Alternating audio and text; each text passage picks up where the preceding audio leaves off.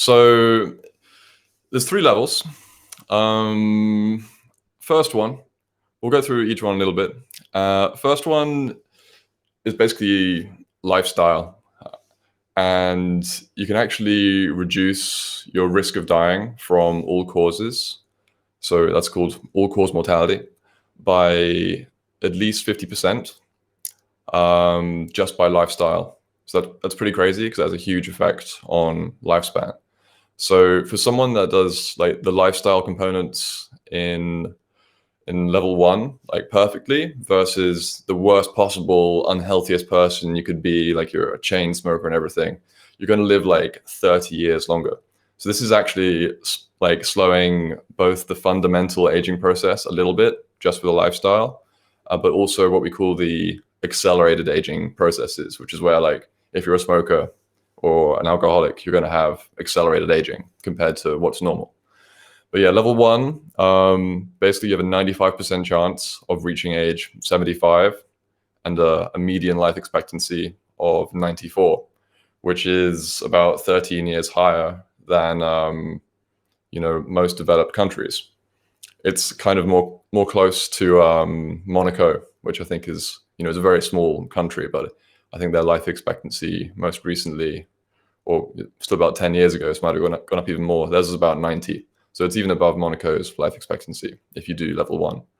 And then level two, it doesn't really change your median life expectancy, but it will increase your certainty of reaching that median life expectancy. So you'll have a 95% chance of living to an age higher than 75, so up to age 92, in theory, depending how well you do level two interventions. And then it's when you get to the level three stuff that you can start really having a moderate or major impact on the fundamental aging pathologies in different organs and organ systems. And yeah, there's no limit in biology to how effective that could be in terms of health span and lifespan. Basically, the goal of level 1, 2, 3 is it's a societal goal. So it's to generate evidence very quickly that we can reduce people's biological age in all of their organs by doing this level 1, 2, 3 protocol in 10 years, basically. So and we're targeting 80-year-old people in particular because they're the people who are highest risk. So people who are age 70 plus now, they're the ones you're going to see the benefits of level 1, 2, 3 in most. But it's important to understand that level 1, 2, 3 works for everyone, even children. Because obviously, if you have obesity or exposed to secondhand smoke as a child, that's going to accelerate your aging even as a child. So yeah, the protocol applies to everyone. Level 1 is 6 things. And as you can see, they're arranged in order here.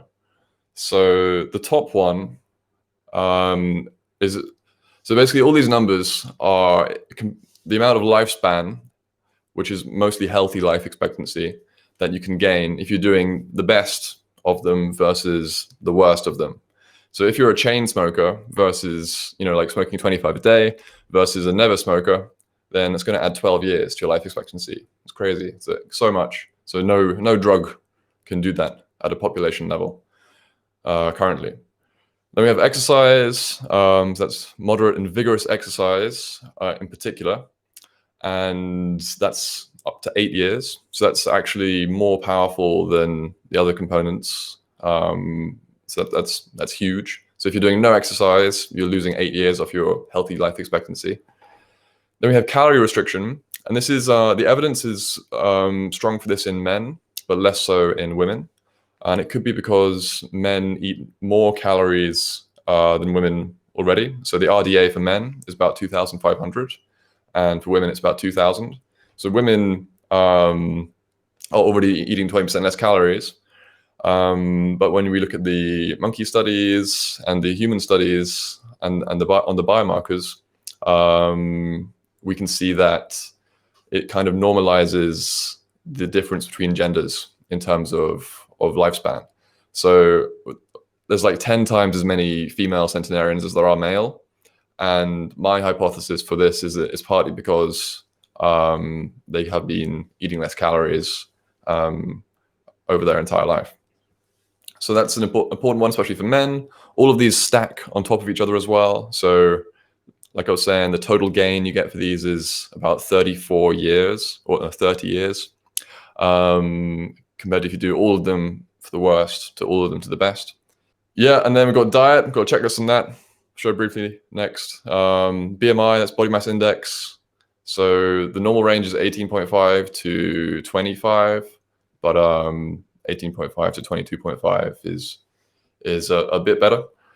And then wine also as well. Well, ideally wine, but it could be any alcohol. But red wine or rosé wine are probably the best when you're looking at all the observational evidence and randomized control trial evidence together. Is that something particular they've got in them? Yeah, so the alcohol itself may be a little bit helpful because it has some like anti-clotting benefits, maybe mild hormetic effects where a little bit of bad is good for you. But like if you're doing vodka shots every day, then that's associated with quite a strong like esophageal or cancer risk. But if you're doing wine shots or a small glass of wine, then it's more like there's no cancer risk for wine. There's just no evidence for that at this dose.